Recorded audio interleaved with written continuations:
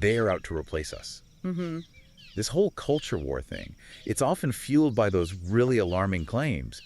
And this dynamic is just fertile ground for what some call conflict entrepreneurs, people who actually profit, politically or financially, from keeping us divided and afraid.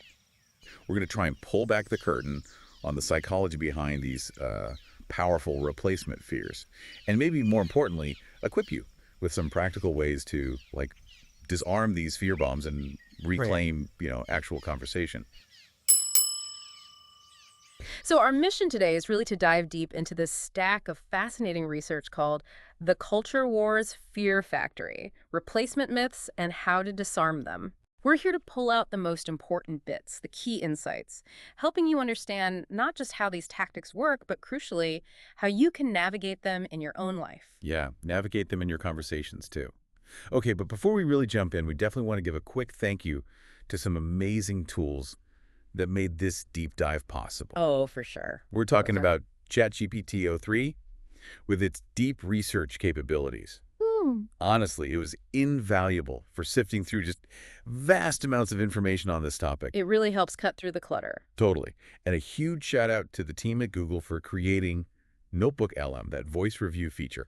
It let us engage with the research paper in a completely new way. Really cool. Yeah, that was awesome. And finally, we're just so grateful to Substack for hosting the Rational Ruminations research that, forms the core of what we're talking about today. Mm-hmm. These tools are, they're really game changers for understanding complex stuff like this. They absolutely are. Okay, so let's get into it then. We should probably start by looking at fear itself, right? Because it's not just like an emotion. Right. It's this primal trigger. It can literally short-circuit our rational thinking, pushing us instantly into that, survival, fight, or flight mode. Yeah. And what the research really shows is that let's call them combatants in the culture wars, they know this. They know it intimately, and they've effectively weaponized fear in how we talk about things publicly. They really have. Yeah. Okay, so if fear is the fuel, what are the actual psychological weapons? What are these information warriors actually doing? What does the research say are their main tactics? Well, the first one, and it's maybe the most insidious, is scapegoating. Okay. This is basically where you blame a specific group for all of society's problems. You paint them as this dangerous enemy within. Right, like you hear about immigrants or religious minorities or even like transgender teens sometimes portrayed as hostile forces. Exactly. Instead of just fellow citizens living their lives, it's a really classic move because it instantly creates a villain and it kind of justifies taking extreme measures against them. Yeah, it feels like it taps into something really deep-seated in us. It does. By scapegoating these outsiders, the propagandists are tapping into this deep well of tribalism, that ancient instinct, protect our people from the other. It plays right into our wiring to see the world as us versus them. Okay. And then alongside scapegoating, there's deception, right? Misinformation. Yes. Big time. We're talking deliberate lies, really elaborate conspiracy theories, maybe doctored images, and just good old-fashioned gaslighting, making you doubt what you actually see or know. And the digital age has just supercharged this, hasn't it? Oh, completely. It's like psychological warfare on a whole new level. And here's the really critical insight from the research. When you're furious or terrified, your brain literally bypasses rational thought. Right. That's why emotional misinformation goes viral. It's designed to make you share first, think later. It's a direct hack into your impulsive brain. Okay, wow. There's a really striking example in the source material, the hashtag DC Blackout false rumor during the 2020 Black Lives Matter protests. I think I remember hearing about that. Yeah, well, operatives spread it with, staged evidence specifically to incite panic. But what's truly unsettling and kind of devious is that even after journalists debunked it, a second wave appeared using the hashtag DCSafe. And it pretended to debunk the rumor, but in this obviously fake, almost mocking way. Whoa, so what did that do? It just sowed more confusion, more mistrust. It actually made some people cling even harder to their initial fearful beliefs because they didn't know who to trust anymore. That's truly insidious, making people cling harder by confusing them more. Okay, so we've got scapegoating, misinformation. What's the third major weapon the research points to? The third one is threats and intimidation. Okay. And this can range quite a bit, from really aggressive rhetoric all the way to actual threats of violence. It's not just about arguing a point anymore. Right. It's about bullying and menacing people who disagree. You see it with swarms of online trolls harassing someone who challenges a narrative. Yeah, you see that online all the time. Or even death threats against public figures. It happens disturbingly often. So the goal there is pretty simple then. Just silence anyone who disagrees. Scare targeted groups into shutting up. Basically, yeah. And you hear it in the language too, right? In this sort of militarized culture war.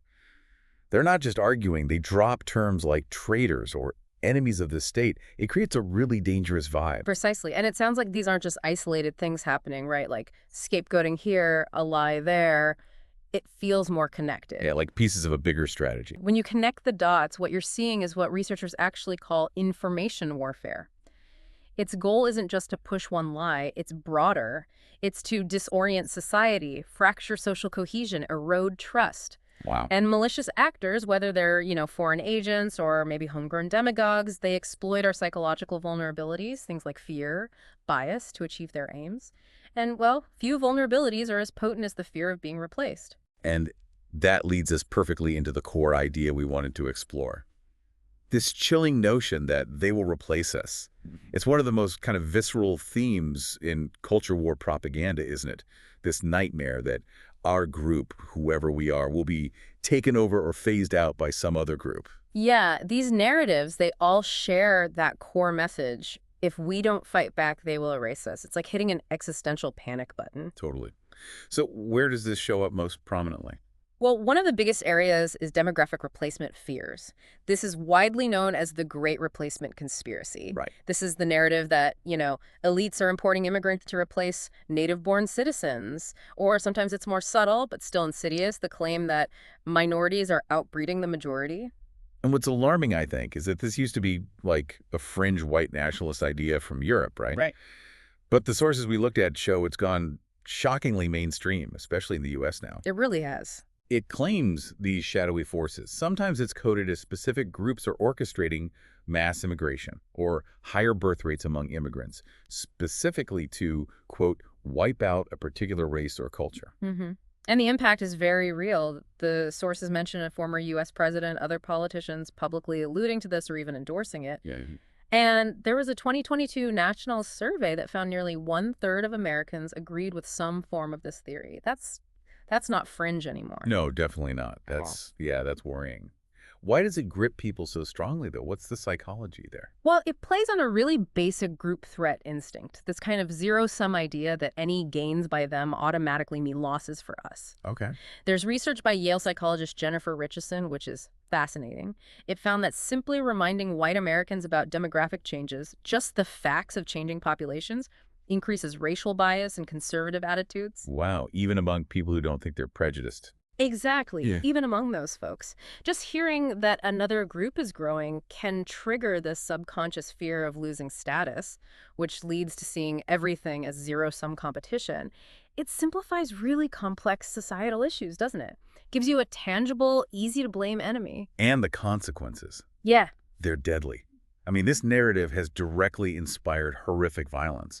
Mass killers in places like Christchurch, New Zealand, and Buffalo, New York. Mm-hmm. They explicitly cited this belief. They did. The belief that white people were being replaced was their justification for atrocities. It frames the situation as so existential, so dire, that it kind of grants permission for extreme self-defense. It's terrifying. Truly. Okay, so shifting gears a bit. Yeah. This fear of being replaced isn't just about ethnicity or culture, is it? There's another big area. Right. Another significant domain where this anxiety plays out is technological replacement. You hear it all the time. The robots will take our jobs. Ah, yes. It's the anxiety that machines or artificial intelligence will eventually make humans obsolete in the workplace, maybe even beyond. And this isn't just like science fiction anymore, is it? There's real evidence for this anxiety. I saw a Gallup poll mentioned 22% of workers worry their job will become obsolete because of tech. That's up significantly. It is. And other studies show maybe 1 in 4 employees are afraid AI will make their role unnecessary. There was even a corporate survey where, get this, 72% of top HR officers expected AI to eliminate jobs in their companies within just 3 years. Wow. Okay, that's a pretty strong jolt of alarm for a lot of people. It really is. And the psychology here, it's largely a fear of losing control, coupled with deep uncertainty about the future. I mean, for many people, work provides identity, right? A sense of purpose, self-worth. Total. So when that feels threatened, it hits hard. It strikes at our personal stability. It's this feeling of powerlessness against technology that just keeps advancing. And yeah, dystopian stories in pop culture probably don't help. No kidding. But here's a key distinction we should make for you, the listener. There's genuine concern about automation, which should lead to proactive adaptation, education, retraining, thinking ahead. Right, being prepared. Yeah. But then there's panicked, misinformed fear. And that often leads to catastrophizing or maybe even scapegoating tech or the people developing it. And that's the anxiety that fearmongers love to exploit. Got it. So we've covered demographic fears, technological fears. Mm-hmm. What's the third major area of this replacement anxiety? The one about, like, our way of life. Right, that would be cultural replacement. This is the dread that our culture, our values, our identity will be eroded by newcomers or just by changing times. It often overlaps with the demographic anxieties we talked about, but it's not strictly about race or numbers. It's more about a feeling that a certain way of life, a set of traditions, is disappearing. Okay. So examples might be, Yeah. like the unfounded fear of Islamization in parts of Europe, or maybe concerns about Quebecois cultural erosion in Canada. Or in the U.S., think about some of the really heated culture war debates. Things over language, holidays, school curricula. Right, like the whole curriculum thing Yeah. claims that teaching about racism or LGBT history is somehow destroying American values. Precisely. It's the fear that the traditional majority's culture, its ethos, its norms, will be replaced by something different, something unfamiliar. So what's driving that psychologically? Well, it often draws on nostalgia, right? And uncertainty avoidance. People can long for this idealized past when things supposedly made sense. They cling to a restorationist mindset, wanting to go back to a time when they felt more secure, maybe more valued. Yeah. And again, cynical actors can exploit this fear of the unknown. They highlight maybe one or two isolated incidents and blow them up to make it seem like your whole culture is under attack. It's interesting. The irony the research points out is that often both sides in a culture clash fear being replaced or erased by the other. It's true, and this dynamic is just fertile ground for what some call conflict entrepreneurs, people who actually profit, politically or financially, from keeping us divided and afraid. Wow. Okay, so it feels really crucial then to understand why these fear-based tactics stick so effectively. How do they get such a grip on our minds? Yeah, that's the million-dollar question, isn't it? At a high level, the research shows they basically hack the mind shortcuts. Our brains are kind of lazy sometimes. Aren't we all? Right. So one key factor is our cognitive biases. For example, we all have something called confirmation bias. Okay, what's that? It means we readily accept information that confirms what we already believe or fear, and we tend to dismiss stuff that contradicts it. So if you're already anxious about immigrants, let's say, you're primed to believe a scary story that validates that fear, even if the evidence is shaky. Makes sense. You look for proof you're right. Exactly. And then there's the availability heuristic. This is why dramatic, scary examples stick in our memory way more than, say, dry statistics. A single vivid story of, I don't know, a violent crime, even if it's totally unrepresentative of the overall trend, might weigh much more heavily on your mind than data showing crime rates are actually stable or falling. Right, because the story is emotional, memorable. Precisely. Fear-based messages are almost always packaged in these dramatic, easy-to-recall anecdotes for exactly that reason. They want it to stick. Okay, so our biases make us vulnerable. What else? Subscribing is the only way to keep the cows from learning TikTok dances? Oh, oh my God. The stakes have been raised. I know. It's like we have to save the world Yeah, we have to protect the internet. from dancing cows. Well, there's the emotional amplification itself. Fear and anger, as we said, literally short-circuit our reasoning. They prompt impulsive action, like sharing that outrageous post rather than careful deliberation. Right, it bypasses the logic center. Completely. Misinformation spreads faster when it makes you furious or terrified. And fear does something else. It narrows our focus. We zero in on the perceived threat, putting the brain in this defensive crouch, constantly looking for confirmation that the danger is real. The research even shows that anxious people literally remember threat-related details more vividly. Wow. So you become hyper-focused on the danger. Yeah. And another powerful factor is our social identity needs. We all have this deep need to belong, right? To feel proud of our group, our tribe. Hmm. Fear-based tactics deliberately play on this. They frame things as, you and your people are under attack by that other group, so you must defend your tribe. It triggers something called identity protective cognition. Basically, we fiercely defend beliefs that affirm our group's status or values, and we reject information that seems to undermine our group, even if that information is true. So defending the belief is defending the group, in a way. In a way, yes. If a fear narrative becomes part of your political identity, for instance, admitting it's false can feel like betraying your group, your team. Ah, see. And those experiments you mentioned earlier by Richardson and Craig, they showed that just mentioning a potential loss of majority status made participants rally around their in-group identity and grow colder toward the out-group. It's almost like an automatic reflex. Circle the wagons when the tribe feels threatened. Okay, so biases, emotions, identity. Yeah. Anything else? One more key thing, uncertainty and chaos. Our brains really crave understanding and control. We want things to make sense. Right. Fearmongers often exploit this by first introducing chaos, maybe spreading contradictory claims, making things feel confusing and unpredictable, and then they offer a simple, often false, explanation that you can latch onto.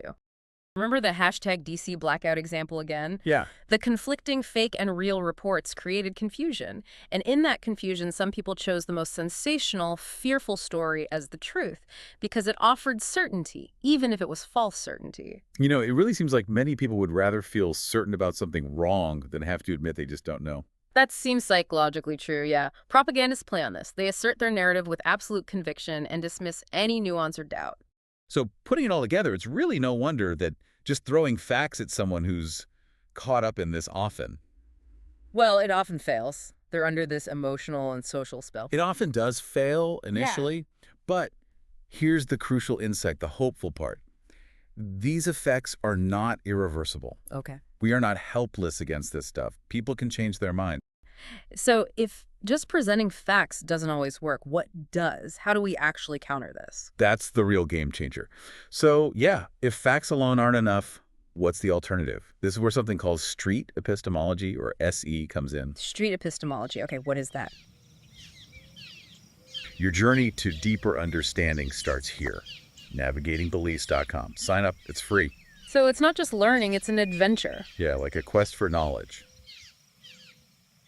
It's basically a conversational technique. It focuses not on what people believe, but more on why and how they came to believe it. The idea is to have a non-confrontational dialogue that helps people gently reflect on their own reasoning process. Okay, interesting. Not attacking the belief, but exploring the how. How does that actually work in practice, though? Like, if you're talking to someone caught up in one of these fear narratives, you start with respectful curiosity. Instead of jumping in to attack their belief, you genuinely ask questions and you actually listen to the answers. Okay. So, for example, if someone is worried about, say, a replacement scenario, you might ask something like, can you help me understand what leads you to believe that this replacement is happening? Like, what have you seen or heard that makes you feel that way? Ah, okay. So it sets a collaborative tone. It shows you're there to understand, not just to win. It lowers their defenses right away. Right. Lowering defenses. Okay, then what? How do you move them toward thinking more critically without just, lecturing them? You gently guide them to examine their sources and the evidence they rely on. You might ask questions like, what kind of information would you trust to tell you if this is accurate? Or maybe, have you encountered anything that might convince you this particular claim wasn't true, if it wasn't? The goal isn't to dump your data on them. It's to prompt them to think about what their belief actually rests upon. It becomes like a joint investigation. Us looking at the question together, not me versus you. So it's like you're helping them kind of look at their own mental architecture? Yeah. Okay, from there, what's next? From there, you can try to surface assumptions. Often, these fear-based beliefs hide deeper, unstated assumptions that the person hasn't really examined. Like what? Well, you might ask something like, why do you think the people pushing for this change, whatever it is, want to harm us? Or maybe, what do you think would actually happen if, say, our culture became one among many rather than the single dominant one? Ah, okay. So by answering, they might realize they're assuming things, like a zero-sum game or maybe malicious intent, that isn't actually backed by evidence. They might realize an assumption they didn't even know they had.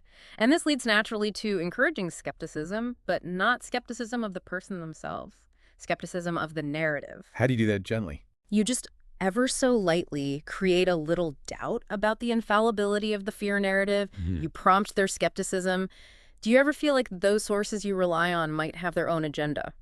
Or how confident are you, like on a scale of 1 to 10, that they're getting it 100% right or presenting the whole picture? Turning their own skepticism inward towards the source of the fear. Yes.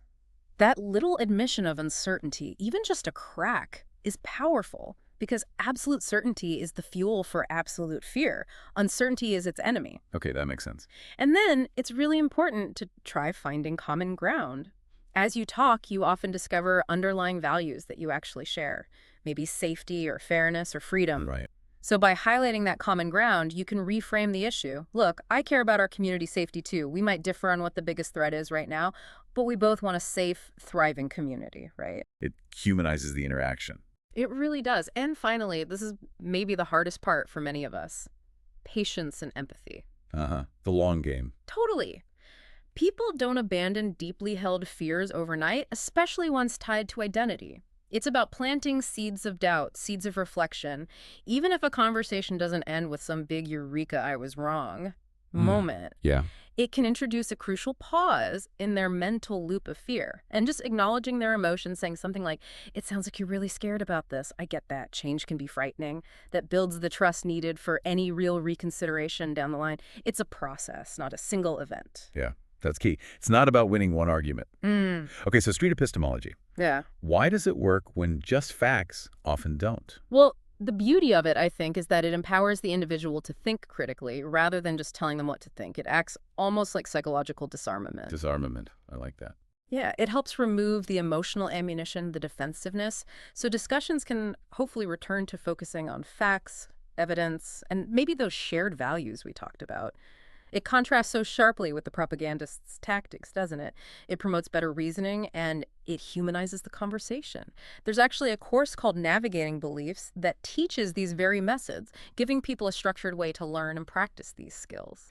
So, wow, we've covered a lot. We've navigated this minefield of psychological traps in the culture war, from scapegoating and disinformation all the way to these really potent replacement fears. Now that you, listening, hopefully understand a bit more about the sources and the psychology behind these tactics, maybe you can start to reclaim your own mind a little. When you encounter that viral outrage post or maybe a really fiery speech, perhaps just pause. Pause and ask yourself, okay, who benefits from me feeling this scared or this angry right now? Is the threat really as dire as it's being portrayed? What don't I know about this situation?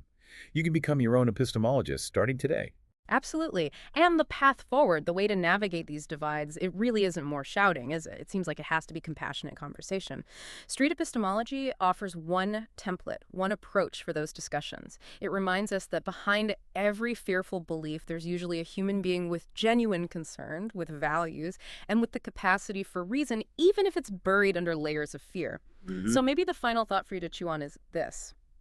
Considering how pervasive these fear factories are in our world, how might actively seeking to understand rather than immediately challenge another person's underlying fears and assumptions, how might that be the single most powerful step we can take to rebuild trust and truly move beyond the us versus them mentality, starting right in our own communities? Until next time.